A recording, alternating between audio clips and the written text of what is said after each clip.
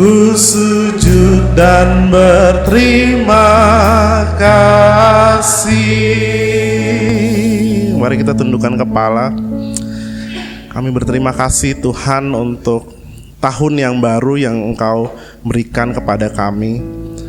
Nafas kehidupan dan kesempatan yang baru Engkau telah berikan kepada kami. Dan sekali lagi Tuhan, Engkau telah berikan kepada kami kesempatan untuk berjumpa dengan firman-Mu. Pakai firman-Mu ini untuk mengubah kami semakin serupa dengan Engkau Tuhan. Kami mau duduk, diam dan mendengar apa yang Engkau akan katakan kepada kami Tuhan. Terima kasih Tuhan, Roh Kudus-Mu yang beracara dari awal sampai pada akhir firman-Mu Tuhan. Biar semua yang Engkau mau katakan dan sampaikan kepada kami itu tersampaikan dengan baik Tuhan. Terima kasih dalam nama Tuhan Yesus kami sudah berdoa. Haleluya. Amin. Amin. Puji Tuhan. Silakan duduk Bapak dan Ibu. Puji Tuhan. Pertama-tama terima kasih Oma.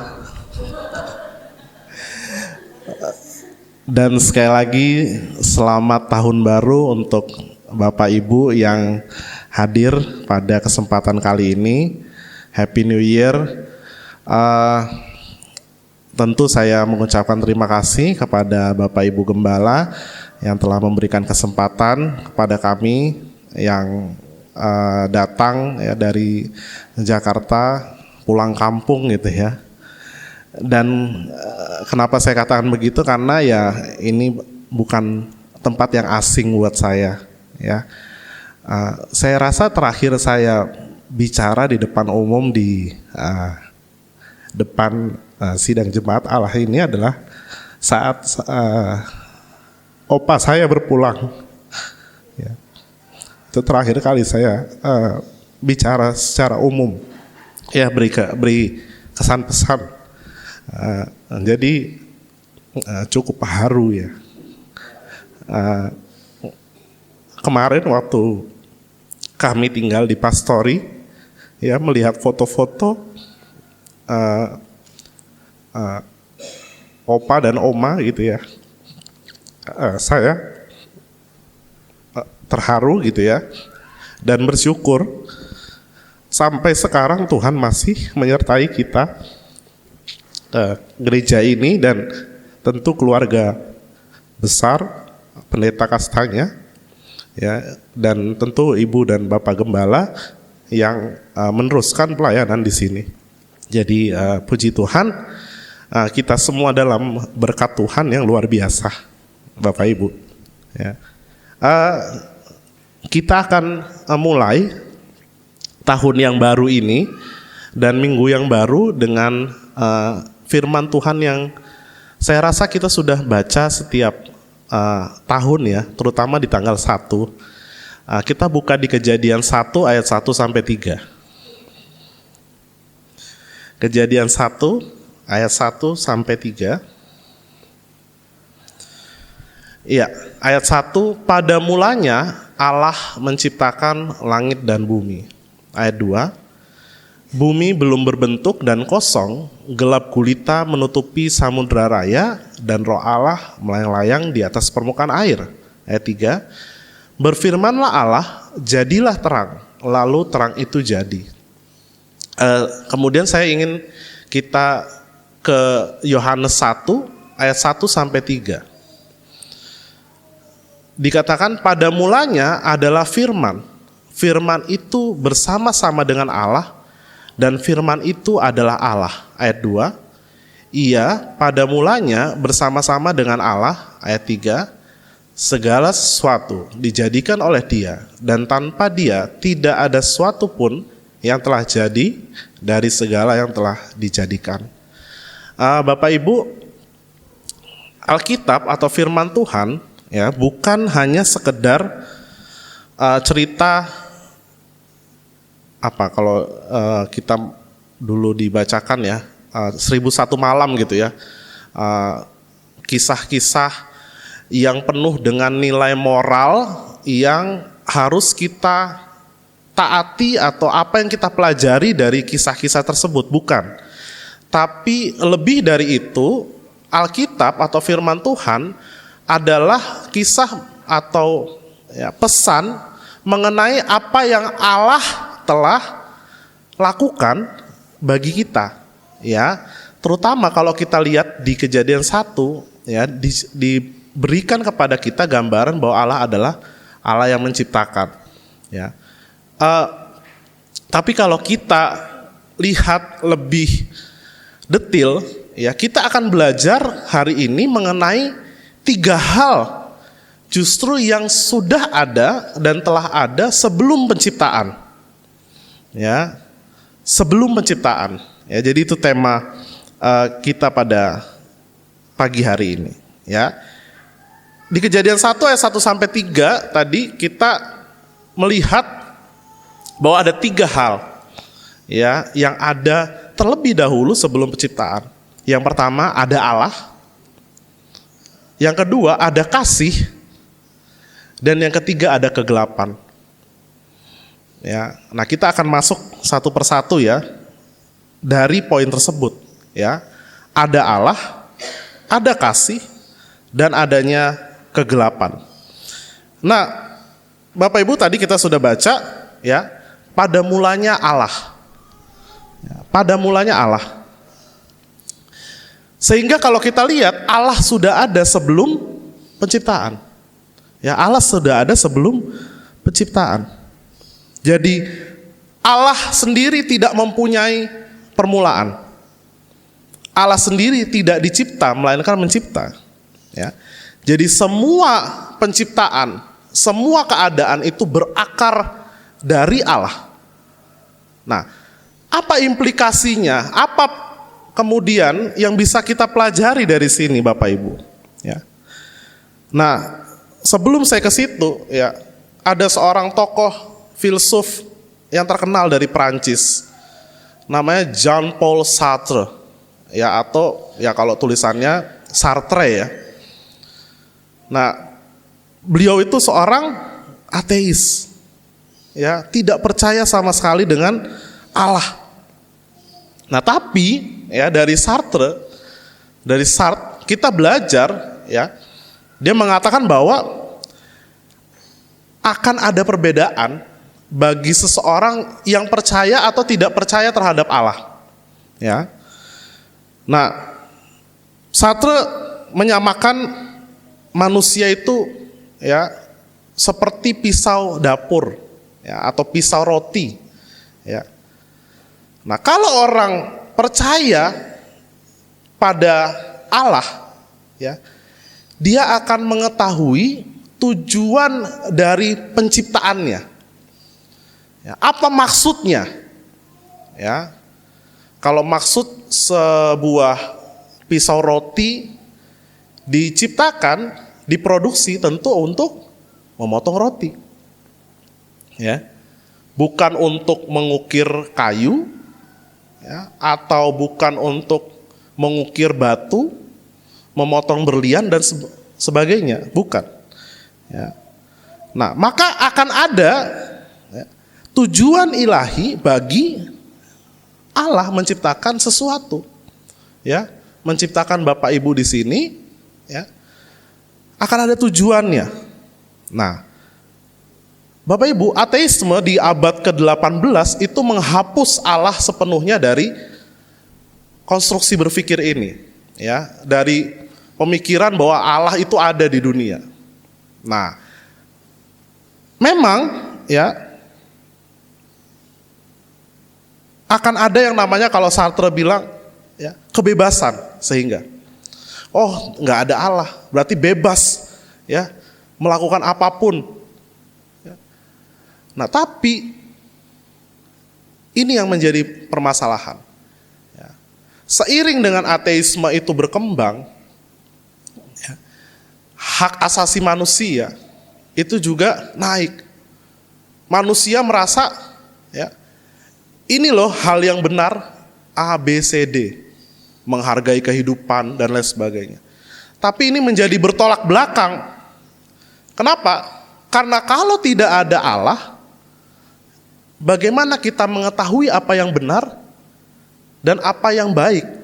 tadi, suatu pisau roti ya, hanya akan benar dan baik kalau dipergunakan sesuai dengan tujuannya. Nah, lantas kalau tidak ada orang di balik yang menciptakan tujuan tersebut, bagaimana kita bisa ya mengatakan, oh ini yang baik, ini yang betul, ini yang benar? Ya. Nggak bisa, Bapak Ibu. Ya. Jadi kalau ateisme betul, ya, kalau betul tidak ada Tuhan, maka ya, kita nggak punya tujuan-tujuan pribadi. Kita tidak punya yang namanya melakukan apa yang baik, benar, jujur. Nggak perlu. Ya, nggak perlu. Ya. Tadi, walaupun ada kebebasan. Walaupun ada kebebasan. Ya, tapi ya, saya mengkritik ya, makna kebebasan di sini ya yang dikatakan oleh orang-orang ateis.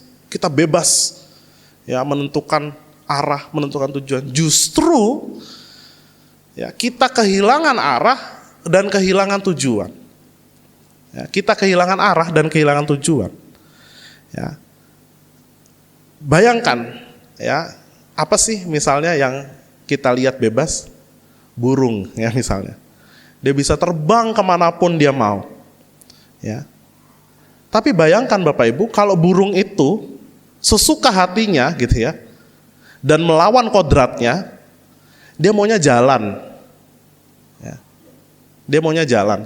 Jadi saat kita mau nangkep, dia jalan. Ya, maka akan banyak burung-burung gereja itu ya yang ditangkap, benar nggak Bapak Ibu? Justru karena dia tunduk pada kodratnya untuk terbang, maka dia bebas. Maka dia bebas. Ikan, gitu ya, kita lihat berenang dengan sangat bebasnya di dalam air. Tapi kalau dia tidak tunduk pada kodratnya untuk berada di dalam air, justru dia tidak bebas. Dia kehilangan kebebasannya. Nah, manusia gitu juga Bapak Ibu. Kita berpikir kita itu bebas menentukan kodrat kita. Ya. Kodratnya sebagai laki-laki, tapi nggak mau. Ya, saya ingin bebas menentukan kodrat saya itu perempuan. Atau sekarang ya nggak banyak yang, atau nggak sedikit yang udah sesuka hatinya gitu kan, nggak perempuan nggak laki, ya, bahkan nggak nggak, saya bebas aja gitu, ya, bisa laki bisa perempuan, kalau lagi mau laki ya jadi laki, kalau mau jadi meja jadi meja. Nah, ini aneh Bapak Ibu, ya, sehingga manusia kehilangan arah tanpa tujuan, ya. Nah Bapak Ibu, Denison, salah satu misionaris di Afrika, dia mengatakan begini, kalau kita mau bangga, ya, kalau kita mau bangga sama kehidupan kita, itu adalah saat kita mempunyai pandangan yang benar atas tujuan kita yang dirancang oleh Allah. Kalau kita mau bangga dengan kehidupan kita, ya, kita harus punya pandangan yang benar atas tujuan kita yang dirancang oleh Allah. Ya Bapak Ibu. Dan sukses, ya tadi kan Ketua Sinode ya mengatakan sukses. Sukses adalah ide bahwa kita bangga atas tujuan Allah yang Allah telah berikan pada kita. Ya. Jadi banggalah Bapak Ibu, ya, sukseslah Bapak Ibu kalau Bapak Ibu itu tahu, ya, dan memahami betul apa tujuan Allah dari hidup kita, ya. Dan jangan kita kehilangan tadi akarnya, ya. Tadi semua karena pada mulanya adalah Allah, maka semua berakar pada Allah. Semua berjangkar pada Allah. Maka identitas kita, tujuan kita akan kita temukan di dalam Allah. Ya, jadi bukan apa kata orang, Bapak Ibu. Bukan apa kata budaya menentukan siapa kita. Bukan apa kata dunia menentukan siapa kita. Ya. Permasalahannya sekarang tadi ya saya katakan sudah terlalu banyak ya atau sudah terlalu tinggi ya kalau kita lihat di kota-kota besar ya. Dia didefinisikan dari komunitasnya, dari budayanya, ya. Di Amerika gitu ya, di budaya Barat kita lihat ya, betapa besar ya sudah menyimpang ya, bagaimana budaya ya komunitas justru menentukan siapa identitas ya, dari orang tersebut. Kalau komunitasnya dia hidup di komunitas yang ya bebas, ya maka dia dipaksa untuk menyetujui kebebasan tersebut. Ya. Sekarang ya udah nggak boleh gitu ya kita panggil orang ya kalau di Amerika itu kan ada he, she, ya he itu untuk laki-laki, she itu untuk perempuan. Tapi di Amerika sekarang kalau kita salah manggil gitu ya, ternyata dia laki, ya taunya she gitu ya, wah kita bisa dituntut itu, ya dikatakan kita ya, tidak menghormati. Nah ini, ya, padahal apa bedanya gitu ya? Kita ngomong kodrat ya, Bapak Ibu. Padahal orang Amerika itu sangat anti terhadap rasisme, benar ya? Kita nggak bisa pilih kita mau dilahirkan dari ras apa. Ya. Tapi saat seseorang mendiskriminasi kita karena ras kita, ya mereka bilang, ya itu nggak sesuai, ya nggak sesuai.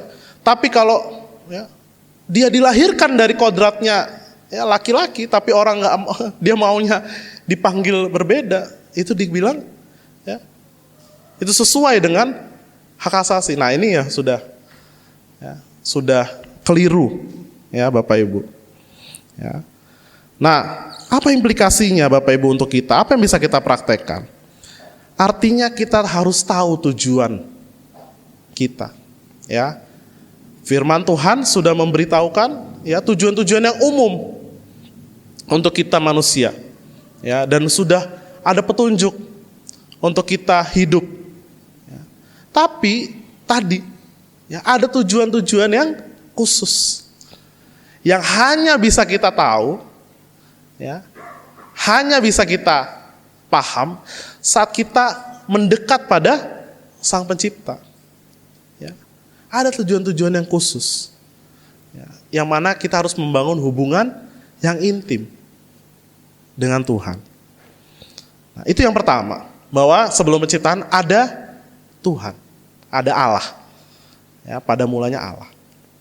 Nah, yang kedua Bapak Ibu, dikatakan di situ ya, atau saya katakan ada kasih. Di mana kita melihat kasih? Ya, di Kejadian 1 ayat 1 sampai 3 ya. Ya. Dan tadi saya tambahkan di Yohanes 1 ayat 1 sampai 3. Nah, Bapak Ibu kita lihat di situ ya bahwa ada peran. Ya lihat ya tadi ya di Kejadian 1 dikatakan Allah ya. Terus dikatakan roh Allah, roh melayang-layang. Betul? Dan waktu dia menciptakan dia berfirman. Ya, dia berfirman. Ya. Maka tadi ya di pengakuan iman kita ya, kita mengakui bahwa Allah yang Esa itu adalah Tritunggal. 3 pribadi dalam satu kealahan. Ya.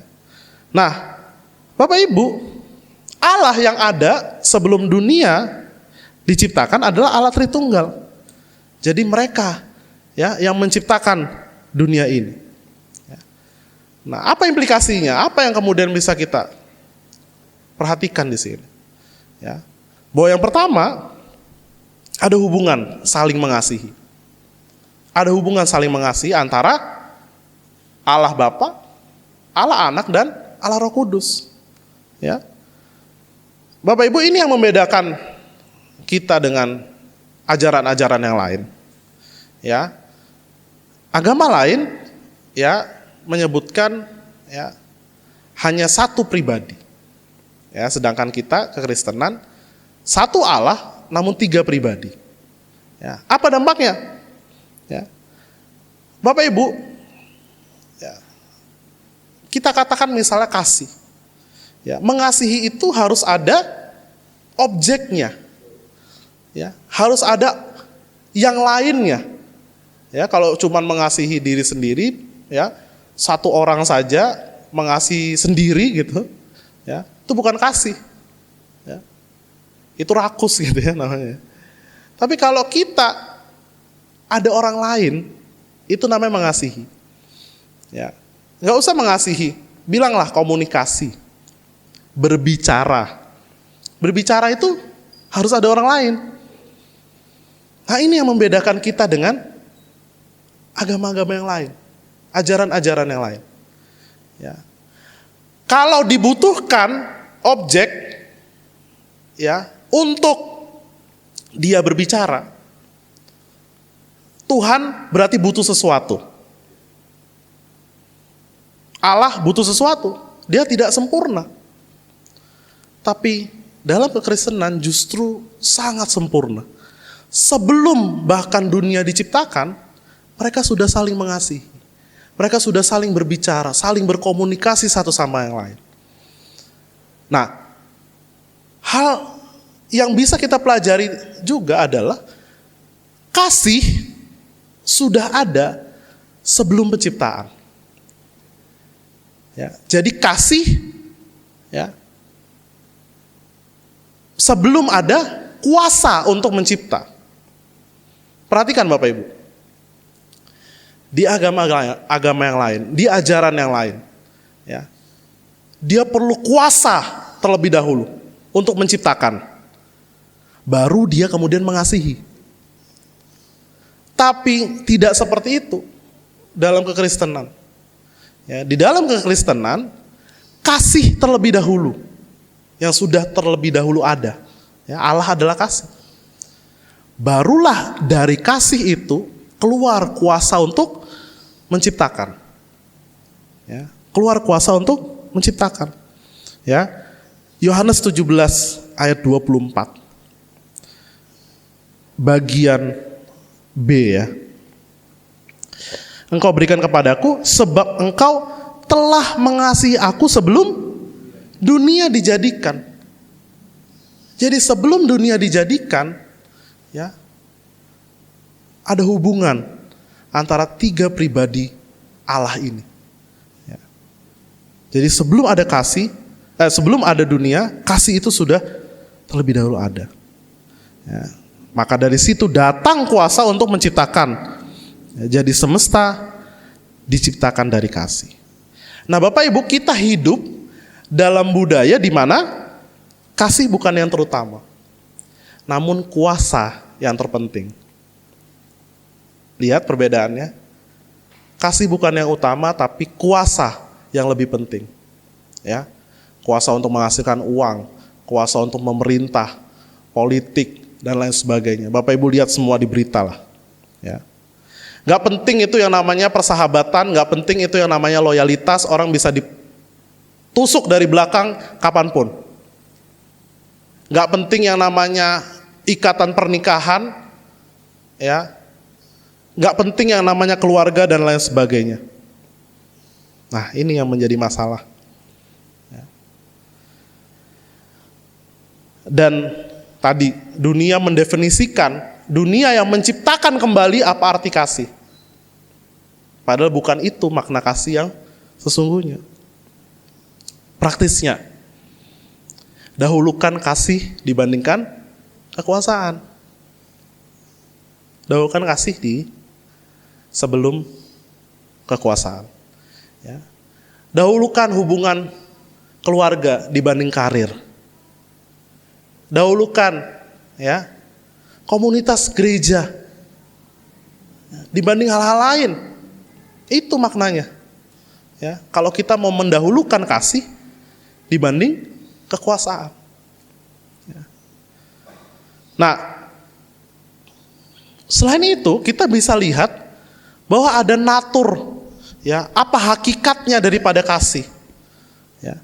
Nah, tadi ya yang kita baca di Yohanes 17, ya, ini menandakan hubungan antara tiga pribadi ini. Kenapa? Karena kalau kita pahami, ya, hubungan kasih, ya, kalau kita baca satu perikop itu, ya, saling mengagungkan, saling menghormati, ya, saling menunduk satu sama lain, saling merendahkan diri satu sama lain, ya, dan yang terpenting saling mengorbankan, saling membagi hidup, ya. Nah ini Bapak Ibu, ya, yang penting untuk kita pahami. Ya, C.S. Lewis memberikan pandangan yang menarik di Yohanes 17 ini adalah tadi, ya, hubungan antar, ya, Trinitas pribadi Allah itu, ya, adalah saling memberi, saling mengorbankan diri, ya, saling melayani, ya. Dan Bapak Ibu, gereja ada karena ada orang-orang yang seperti ini, ya, saling melayani, saling memberi hidup, ya. Saya sangat terkesan gitu ya, tadi katanya 5:30 sudah di sini ya, Bu Yeni CS gitu ya, Oma Yeni CS sudah di sini 5:30, memberi hidup, melayani, ya. Jadi ke gereja itu bukan soal, ya, musiknya bagus apa enggak, jedak-jeduk apa enggak, ya, enggak, karena kasih, ya, saling melayani, saling mengorbankan diri, ya. Dan yang ketiga Bapak Ibu, ya, kita harus akui di situ ada yang namanya kegelapan, ya. Dikatakan di ayat 2 ya kalau nggak salah tadi. Bumi belum berbentuk dan kosong, gelap gulita menutupi. Ya, ada kegelapan.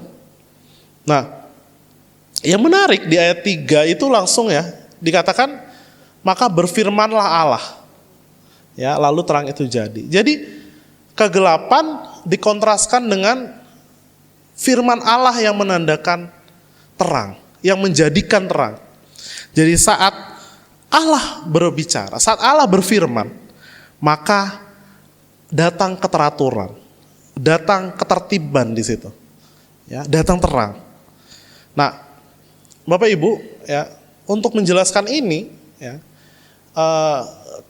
Timothy Keller itu, ya, membandingkan dengan tulah, ya, yang ditimpakan oleh Allah kepada Mesir waktu itu, ya, di Keluaran 8 kalau nggak salah sampai 10. Ya. Nah, Musa datang kepada Firaun meminta untuk melepaskan bangsa Israel, ya, tulah pertama datang, tulah kedua datang. Tetap, ya, Firaun, ya, tidak mau melepaskan bangsa Israel. Nah, kenapa kira-kira Firaun itu nggak melepaskan? Ya, di samping ya Allah juga kemudian mengeraskan hatinya, ya. Tapi saya pernah nonton gitu ya, suatu penelitian yang dia lakukan oleh National Geographic gitu ya.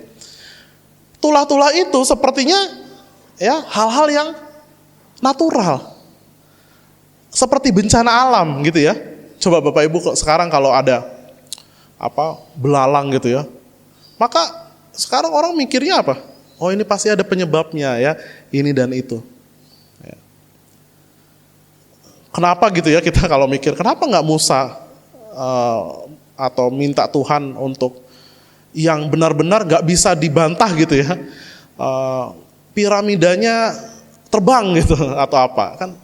Ya, enggak, tapi Allah sesungguhnya, ini menurut Keller ya, dia sedang memperlihatkan ya bahwa kejadian ya Allah menciptakan sedang dikontraskan ya dengan tulah tersebut ya, seperti diputar balik ya sampai pada terakhir ya, satu sebelum terakhir adalah gelap gulita ya. Allah sedang mengatakan ya, aku akan memutar balik penciptaan yang aku telah lakukan ya. Nah, Allah ya, yang Allah lakukan adalah menyadarkan bahwa dosa manusia itu ya, itu menghancurkan penciptaan. Dosa manusia menghancurkan penciptaan. Ya. Nah, Bapak Ibu, ya, kalau Bapak Ibu ya kolesterol, ya, gitu ya. Kalau dokter mengatakan ya, jangan makan yang berlemak, ya, atau kolesterol tinggi, gitu ya. Dokter itu nggak perlu nyeret Bapak Ibu ya ke penjara untuk memenjarakan Bapak Ibu dari McDonald gitu ya, atau makanan-makanan berlemak tinggi lainnya dari tengkleng kambing dan lain sebagainya. Dokter nggak perlu ya. Nah ya, jadi kalau Bapak Ibu serangan jantung ya itu karena Bapak Ibu sendiri ya. Tuhan waktu dia menyatakan jangan ada Allah lain di hadapanku, jadikan aku sebagai pusat daripada kehidupanmu ya. Dia gak perlu ngejar-ngejar Bapak Ibu ya. Gak perlu dia sambar Bapak Ibu dengan petir kan ya.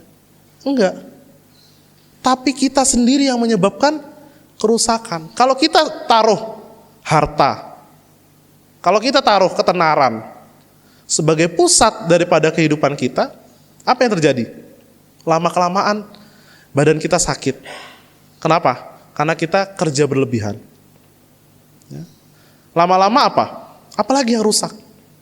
Keluarga rusak. Mungkin kena masalah hukum. Kenapa? Nipu orang. Kenapa? Karena yang ditempatkan harta, kekayaan, ketenaran di tengah-tengah kehidupan kita. Jadi kita yang menyebabkan sendiri kerusakan dari penciptaan itu. Ya, nggak perlu Tuhan sambar geledek kita gitu kan. Ya, kita sendiri. Ya. Dan Allah mau mengatakan bahwa dosa tadi yang menyebabkan atau ya, memberikan kepada kita kegelapan itu. Memberikan kita kegelapan itu. Ya. Jadi saat Anda ya, menaruh hal-hal lain di luar Tuhan ya, sebagai pusat kehidupan Anda, ya, Anda sedang melepaskan kekacauan dan kegelapan dalam kehidupan Anda. Ya, tapi tadi firman yang akan ya, mendatangkan keteraturan, firman yang akan mendatangkan terang. Ya. Tapi kalau ditanya, bagaimana kita kemudian ya memperbaiki ini semua? Dunia sudah sangat penuh dengan kegelapan. Ya, dunia sudah sangat penuh dengan kegelapan. Nah, Bapak Ibu, di Matius 27 ayat 45 ya. Di situ dikatakan apa? Mulai dari jam 12 kegelapan meliputi seluruh daerah itu sampai jam 3. Ini terjadi di saat apa? Saat Yesus berada di kayu salib. Bapak Ibu, Allah yang mencipta itu kemudian datang kembali. Ya. Minggu lalu ya, berarti kita baru merayakan kelahiran Yesus. Allah yang mencipta itu datang. Ya. Ingat Yesus sebagai firman tadi, Yohanes 1. Ya. Dia yang menciptakan. Ya, firman itu sendiri datang ke dunia. Ya. Dan menanggung tadi kegelapan itu. Ya. Kegelapan yang sama yang ada sebelum dunia diciptakan, itu ditanggungnya untuk kita. Ya. Allah datang, ya, kedatangan Allah yang pertama kali itu datang bukan untuk menghajar kita, ya. Tapi justru dia datang untuk tidak tercipta. Nah, ya. Tidak tercipta itu apa? Mati, Bapak Ibu. Ya. Justru Allah yang mencipta datang untuk tidak tercipta. Ya. Agar apa? Agar kita bisa diciptakan kembali. Agar kita diciptakan kembali. Ya. Allah datang sehingga kita yang rusak, ya, tadi dengan kekacauan dan kegelapan, itu bisa dipulihkan. Ya. Dia mati sehingga kita bisa hidup. Ya. Jadi hakim yang sama, ya, datang bukan untuk, ya, menghakimi, tapi justru menerima penghakiman untuk dosa-dosa manusia. Jadi Bapak Ibu, inilah, ya, makna daripada kasih tadi yang saya sampaikan. Inilah makna daripada kasih. Penuh pengorbanan, memberikan diri. Dan Bapak Ibu, jika kita bisa melakukan itu sekarang kepada satu sama lain, ya, di dalam gereja, di dalam kehidupan kita, ya, maka justru kita sedang, ya, menciptakan terang-terang di tempat-tempat yang gelap. Ya. Justru kita sedang menjadi serupa dengan pencipta kita. Puji nama Tuhan. Mari kita tunduk kepala, kita berdoa. Kami mengucap syukur Tuhan atas firman-Mu yang disampaikan pada pagi hari ini Tuhan. Kami bersyukur Tuhan Engkau telah terlebih dahulu ada, dan kami percaya Tuhan bahwa Engkau yang menciptakan kepada kami. Mati, datang dan mati bagi kami semua Tuhan, untuk menghapus dosa-dosa kami Tuhan. Kami mau Tuhan menjadi serupa dengan Engkau, menjadi apa yang Engkau mau, dan tujuan kami adalah untuk mengetahui apa keinginan-Mu dalam hidup kami Tuhan, dan untuk menggenapinya Tuhan. Kami percaya Tuhan Engkau yang selalu bersama dengan kami, Roh Kudus-Mu membantu kami Tuhan untuk menggenapi tujuan-Mu dalam kehidupan kami. Setiap daripada kami mempunyai tujuan masing-masing sebagai individu. Dan sebagai gereja, kami juga mengetahui bahwa Engkau menginginkan kami untuk menjadi misionaris-misionaris di tempat di mana kami ditempatkan Tuhan. Kami percaya Tuhan, pakai kami terus, dan Roh Kudus-Mu yang bantu kami untuk kami bisa melalui hari-hari bersama dengan Engkau Tuhan. Terima kasih Tuhan. Dalam nama Tuhan Yesus kami sudah berdoa. Haleluya. Amin. Saya kembalikan.